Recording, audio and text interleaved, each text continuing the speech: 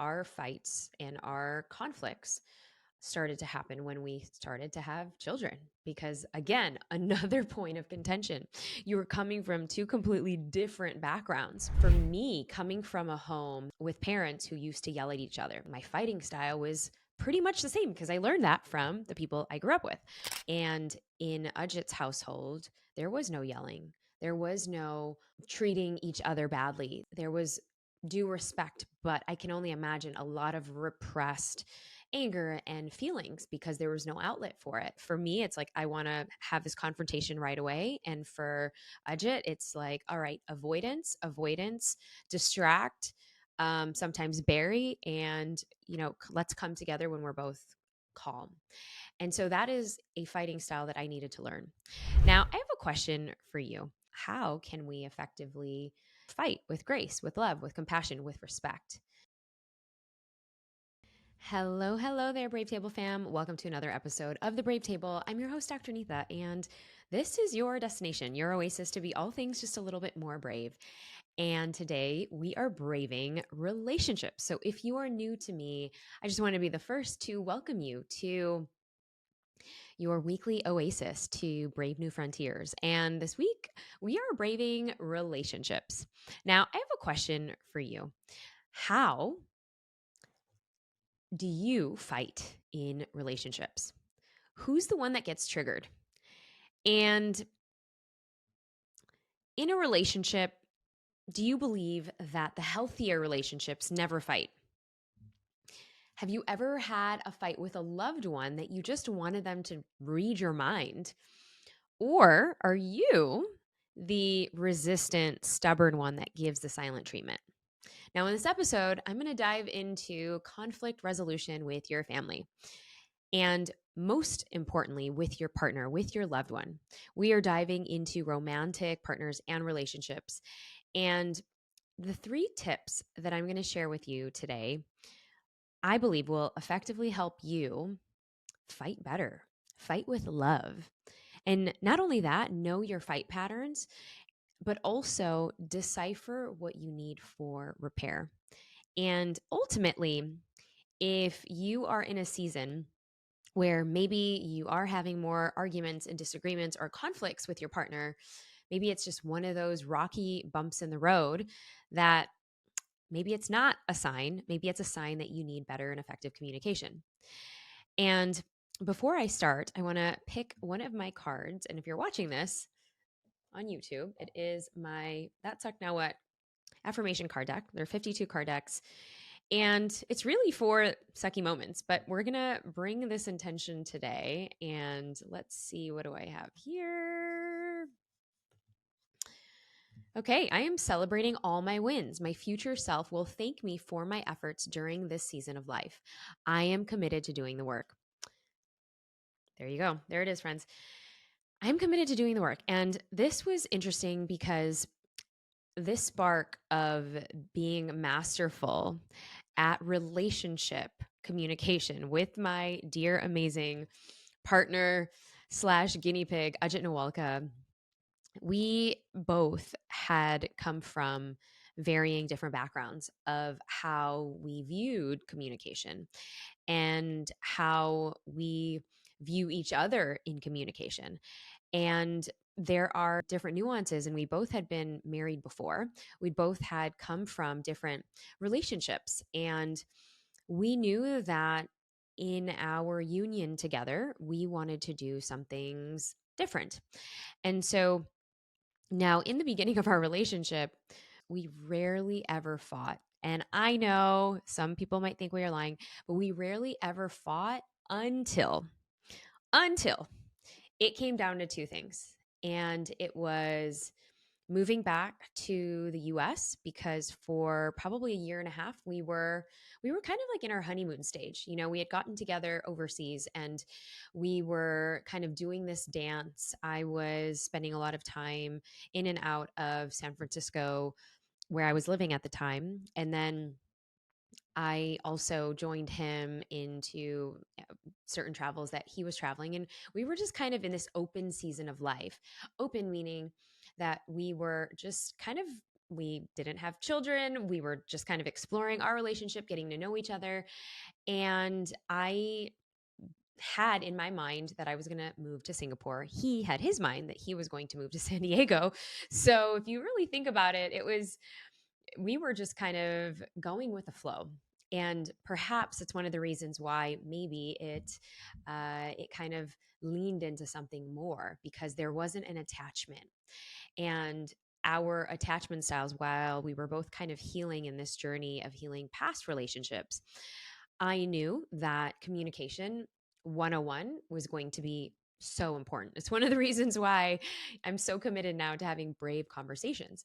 And so in the beginning of our journey, it was really roses and peaches and, all of these amazing things because we were two coaches getting together, coaching each other, and also really peeking into our own awarenesses and, you know, and really kind of so curious about learning some of these nuances within each other.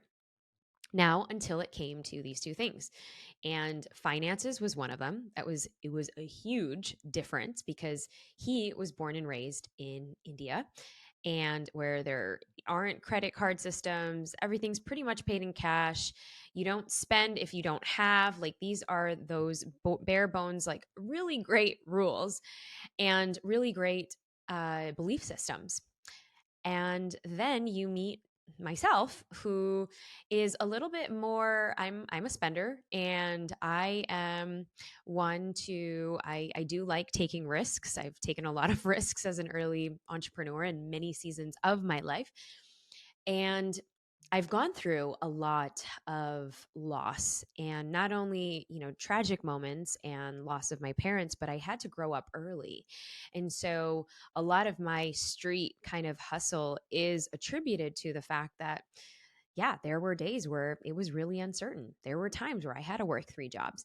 And so my views of finances are a little bit more loose simply because I'm like, I trust and know I'm always going to be okay. And also, we do have a credit system in the US. It's easy to build credit. We have a borrowing system.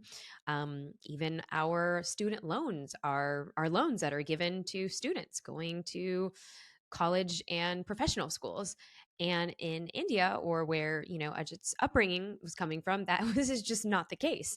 It's like, if you can't afford this, you are not going to do X, Y, and Z. Whereas, my parental upbringing is spend and invest everything that you can on education because that will help you grow. And so, not to say each view is wrong or bad, or they're just different. And so, we realize that most of our arguments, disagreements would come in this form. And now, for those of you who've been listening to me, or maybe those of you new watching here on YouTube or listening to this for the first time, I started this journey and these conversations around the Brave Table about 3 years ago. Sorry, 2 years ago to be exact. 3 years ago is when I literally began the planting the seeds of this conversation and have it. I literally had it in my living room and dining room when we were living in LA. And now, fast forward in those years, we went through a lot of shifts and change because when we did get together, we made a decision we were going to live in LA, which was very, very different. This was going to be Ajit's first time living in the US. We were living all over the world. And Ajit had been back and forth to the US over a decade. And we decided that we were going to plant roots and start our family in LA. And so, not to mention babies and new homes, another investment, a couple of other businesses, and here we are. Lots and lots of different strains, stressors, and many of you have been following our journey from moving from LA into Austin, Texas, which is where we live now. And we've had many, many, many seasons of our conflicts, and we made it a choice. And I will speak on my behalf because in a couple of weeks, I'll be bringing Ajit on. And so, um, well, at some point, we will link that show in the show notes when it is live. and how we've been able to navigate our seasons, because we've had some dark seasons, we've had some super stressful seasons. And it was also our fights and our conflicts started to happen when we started to have children. Because again, another point of contention, you were coming from two completely different backgrounds. And so, not to point fingers, not to, put blame on anyone. We both very much value personal responsibility, and that is the biggest thing for us. And for me, coming from a home that with parents who used to yell at each other. They yelled at each other for everything, Punjabi household with a Filipino mom, Filipino family. And, they just, my dad loved to scream and yell. And that was his way of getting his point across and thinking that he was going to move mountains and my mom was going to listen to him. And she was like, no, that's not going to happen. So they definitely butt heads in that way quite a bit. And, then getting into different relationships before Ajit, my fighting style was yelling. My fighting style was pretty much the same because I learned that from the people I grew up with. Well, in his household, he grew up with his parents living under the guise of their grandparents. So you could not raise a word. You could not even show a face that would mean that you are upset, disgusted, not happy. It had to be stoic. It had to be, in their house, air quotes, respectful. And if it wasn't respectful, then you probably would be afraid, and most importantly from the elder in the family or the elder of the household, which in his case, it was the grandfather. And so my in-laws or his parents grew up, and in Ajit's household, there was no yelling. There was no, uh, you know, treating each other badly. There was due respect, but I can only imagine a lot of repressed anger and feelings because there was no outlet for it, or just really, really fine tuned ninja skills of emotional regulation. So, and so I'm setting up context for you all to hear that we definitely came from very different fighting styles. And, there's one where for me, it's like, I want to have this confrontation right away. And for Ajit, it's like, all right, avoidance, distract, sometimes bury, and, let's come together when we're both calm. And so that is a fighting style that I needed to learn. Now, if you are one of those couples that prides themselves on not fighting, I invite you to think of, well, you know, what happens when you are in the middle of a fight, or what happens when you don't agree on something, because we can agree to disagree, and what happens when your buttons are pushed. And so, and maybe it's early in your relationship journey where you aren't going to experience any of those things, and that's okay. Like I said, Ajit and I did not start fighting until we started talking about some real things, like joining our accounts, like how we count in our businesses, because we had our own solid businesses individually before coming together. And and it was so different the way we did accounting, the way that our teams did accounting, the way that we posed and saved for taxes. Like, all of these different things caused, all right, some brave conversations. And so that's the first thing I want to bring your attention to is how are you in the relationship? Are you the one that pulls away? Do you withdraw? Do you shove it under the rug? And in shoving it under a rug, are you avoiding it? Do you have to use a safe word and get out of that conversation? Do you just say, nope, these are non-negotiables, I am not going to talk about this, and then the other person doesn't even get a chance to get in? So who is playing what in this role? And this is so important because It's how we can bring up these conversations with ease. And sometimes it is going to be uncomfortable. And I'll share the other thing for Ajit and I that was a huge point of contention was I knew I was getting up to my biological age of, really wanting to have children. And I believe I was like 35-ish. Um, and then maybe I was like 37 or 30. I can't remember now. I'd have to do my math.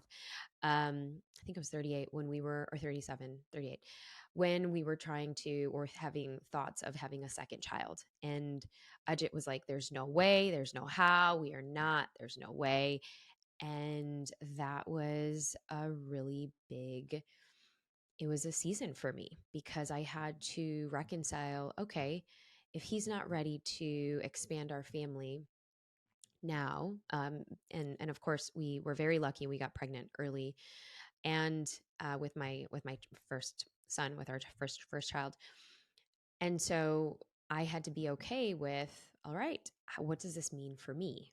And the other thing for him is, why is he so resistant? What is it that he is going through, and how can we come together? And I'm not going to share tips on how to navigate these conversations because I think it is very personal and it can get really heated. And I want to bring that up. It can get really heated. You know, um, there are tons of studies that have shown that our fights and our communication in our relationships, we've just never been given the tools how.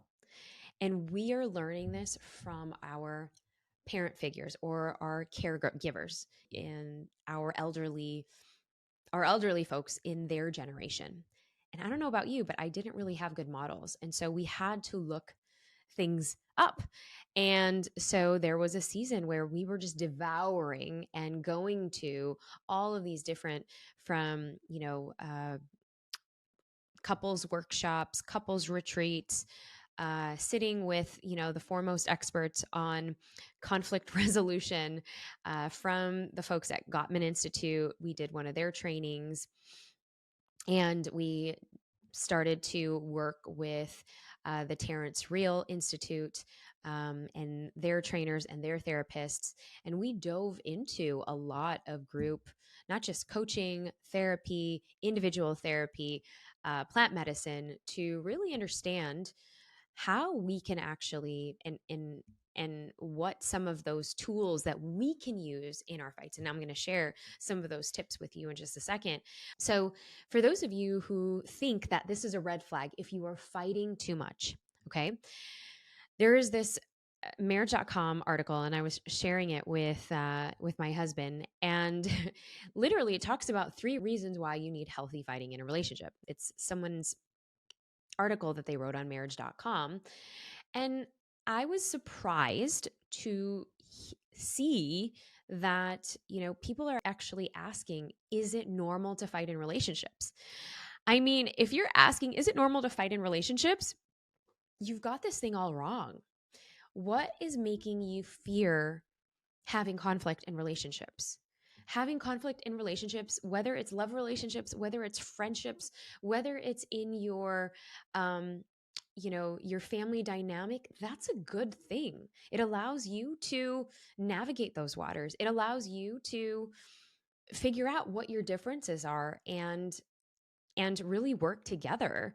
And not only that, but even get closer and build new bonds in the process. If we were thinking, oh, okay, that topic's too sensitive, I'm not going to go there because I don't know how it's going to affect that person, or I don't know how they're going to react to it, that just means that they're surface level conversations, or it's a surface level relationship, or maybe that, okay, we're not agreeing on this, well, let's just have sex and that's just going to mend everything or clear everything up. No, because it's still going to be under the rug. It's still going to be under the rug. I know makeup sex is great and everything, but it's still, that situation is not going to get solved. There might be a band aid underneath it, but this is the power of being able, and when you are able to allow vulnerability into our relationship and say, all right, I am feeling, whew, I'm really feeling triggered right now. And that is not landing with me. Or you get triggered because maybe they say something and or they're questioning something that you're probably not okay with, or it's bringing something up for you from childhood or past relationships, or it's triggering your jealousy, or it's triggering some of the vulnerable, insecure parts of you that maybe need attention. This is good. Relationships are meant to bring up healing. It's why we attract one another. It's why we are attracted to each other, because we are seeing the mirrors of each other of which we want to expand in ourselves. And most often than not, this is something that is taken for granted. So we see that, oh, okay. I mean, it's like this article is suggesting, well, if you're going to fight in relationships, I don't know if it's a good thing. Absolutely, it's a great thing. It's a great thing. The only thing that tends to happen is if we're actually holding grudges, or if we're not able or allowing to forgive and move on. If we're holding on to that thing and it's like, and you're bringing up all these past facts, that's where we have to let it go. And you're seeing again the beauty of your partner because that person's mirroring you. And so now, of course, fighting strengthens the relationship. Obviously, it creates trust, it builds bonds. And so, some of this article, I'll link it in the show notes. It wasn't that bad, but I was very kind of taken aback the first headline that I read. But some of the things that they talk about in this article was, yeah, fighting allows you to know each other more. And this is true for every single relationship, not just love relationships. This is true for, the friendships that you want to cultivate. If you think of the deepest friendships that you have, how often are you guys fighting? The deepest. Now, with your siblings, I mean, those might be a different dynamic because they know layers upon layers upon layers upon layers. But can you give them the benefit of the doubt? Can you give them the benefit? Can you, forgive for whatever the past was, to see them in a different perspective and have a different perception of them? And of course, it increases your ability to be you, not having a mask, not having this corporate face on, not having, this stoic face on. Like I shared before, it allows you to go deep. But what can happen in a fight that doesn't go well? Well, we take things personally, we hold a grudge against it, we do the silent treatment, somebody gets hurt, and the other person feels like, they need to win, or there's ego involved, or somebody needs to always be right, somebody needs to prove the other wrong. So, how do we repair? Well, the one of the things that Ajit and I have been practicing recently, and this was one of the tools that we dove into, and this was after we had our crazy move, and I was pregnant with my daughter. I think I had already had my daughter, but we were just going through the motions, and it was a thick season. And when I say a thick season, it was a thick season of just lots of different, conflict resolution. So we had to really prioritize this skill. And I say that this is a skill because both parties need to, number one, be okay. I've been in relationships, and these are narcissistic, codependent relationships where one person is just blaming the other person all the time. And there's no personal responsibility, there's no accountability. So in those situations where you are in that dynamic, if that person is not open to change, if that person is not open to receiving any sort of feedback or even open to working together as a team, I don't know if this is going to work for that. And you might want to seek help elsewhere. And in my experience, they might not be the right person. And I say this with love, because I've also been in some of those patterns and dynamics, and it doesn't ever work because you are the one constantly working, and then the other person is not pulling their end of the weight, and it's not fair to you. And so two people have to be open and ready to try new things. And so, kind of like trying new things in the bedroom, this is trying new things in communication and relationship communication. So, in the book Us, Terrence Real talks about the ways that we can repair.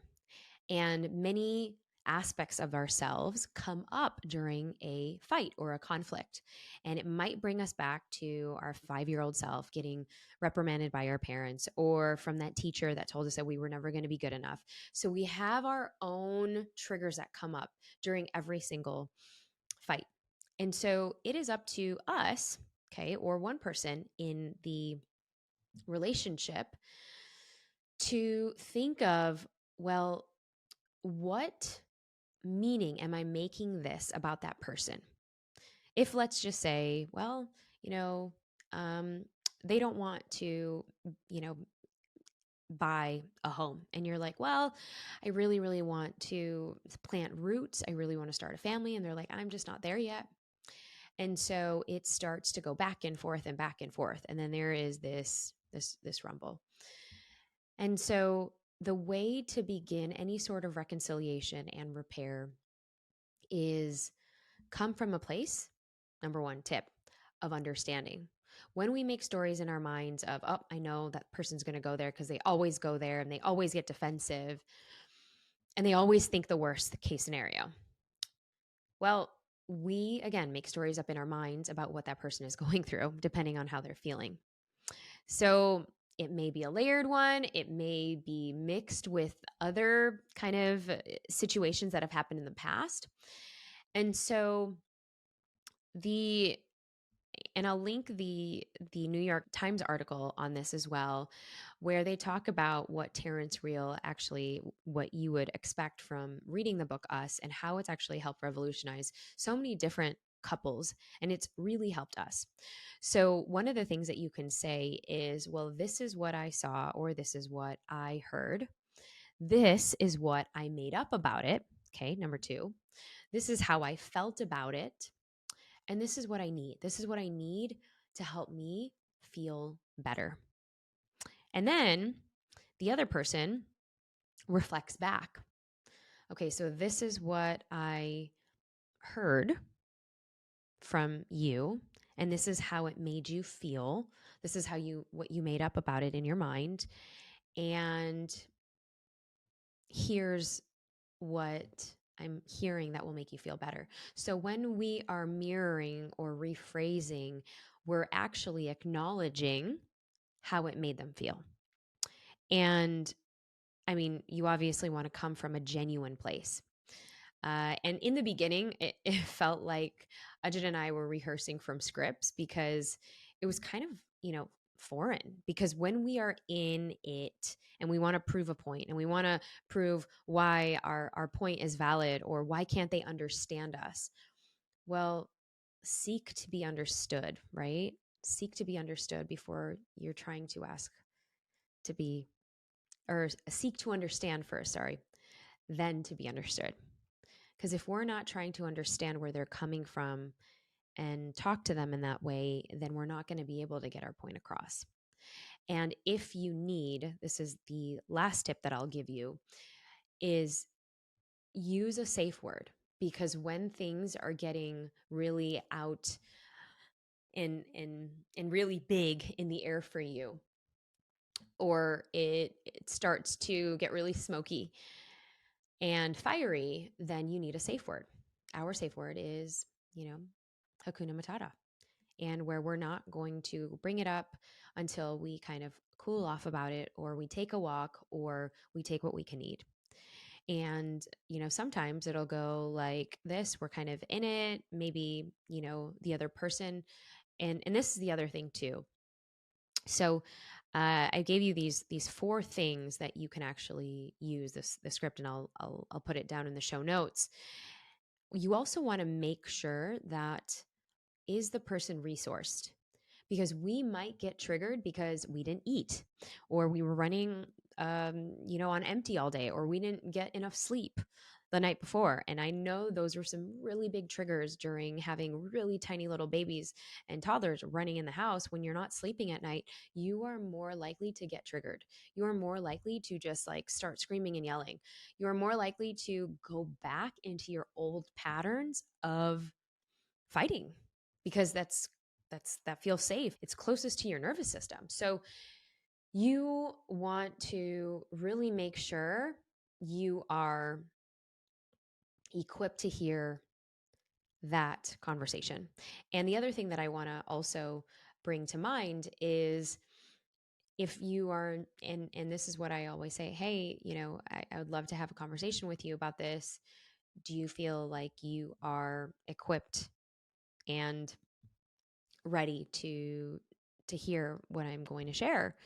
And sometimes he's like, nope, I've had a long day. Can we just shelf this until tomorrow or until Friday when I actually have more time on my schedule? Or let's put it on the calendar. And if it's important, you will schedule it. Okay. Because that's how you can actually begin to have these conversations that matter, and to really block time to practice in this way of repair and reconciliation. Because the book Us is really all about getting past you and me to build a more meaningful relationship. And Terrence Real really talks about how to grow relationally, because as we are doing our individual growth, our individual self exploration, our individual personal development, well, when we get into partnership, it becomes tougher, because we already have one way of thinking, we have one way of operating, we have one way of doing, and then taking into account the other, and okay, what the other person needs, how the other person is feeling, what the other person is going to need to feel nourished, to feel heard, and what their love language is. I mean, going back to the basics. And so I feel like if you go through some of these tips and let me know if and how this has been helpful for you, I think it'll really open your eyes on how we can effectively communicate even some of the hard things that causes us the most triggers, causes us the most pain, but know that you are growing effectively in relationship. And I can't tell you how this process has helped us enough. Ajit and I had kind of a minor, argument, disagreement, um, early, like this past month, and we were able to repair pretty fast. And it's interesting because we're also teaching our kids how to effectively have conflict resolution. They're also learning it in their school, which is really cool. And it's fascinating because my 2-year-old, she'll probably hit her brother, or she wants the toy and she'll snatch it from him. She's 2. And so she's now learning there's consequences. And she doesn't really have the patience as of yet, but my son is learning, hey, this is how it made me feel. And what did you think? And so, it's interesting to see your kids modeling it too, but it comes from us, right? And so whether or not you have children or you're thinking about having a family, think of, how can we effectively, fight with grace, with love, with compassion, with respect? And I think that's the biggest thing. How can you fight with respect? And so I hope these tips were helpful for you today. And if this message resonated, go ahead and share this with a loved one, share this with your partner, share this with your spouse. And hopefully you can practice some of these tips and tools. Definitely get Terrence Real's book. It was really game changing for us. We actually, have worked with a lot of their therapists, and they are phenomenal. They are fascinating. We do love the Gottman Institute as well. They are amazing. And if it sparked anything for you, tag us. You can follow us at the Brave Table. We always love to hear your stories. You can follow me at Neeta Bhushan and tag me at Neeta Bhushan. I always love to hear. And if you have 2 minutes today, I would be so honored if you can follow us. Hit the follow button, hit the subscribe button on YouTube, hit the follow button on Spotify and iTunes. It really helps us grow the community, and that is my gift to you. It has been such a wild ride, and I'm so, so thankful for all of you week after week, just coming in and listening and watching. So if you haven't already left us a 5-star review, we would love that. All you have to do is go down and scroll all the way down to iTunes and hit that 5-star review. And if you screenshot it and send it to support@globalgrit.co, that is support@globalgrit.co, we will send you a free gift. So until next time, I will see you soon. And don't forget to be just a little bit more brave. How do we buy back our time, especially with all of the several roles that we have on a daily basis? There's no amount of to-dos and SOPs and checklists and coaching I could ever give you that's overcome the fact that you need to first believe that your time is valuable.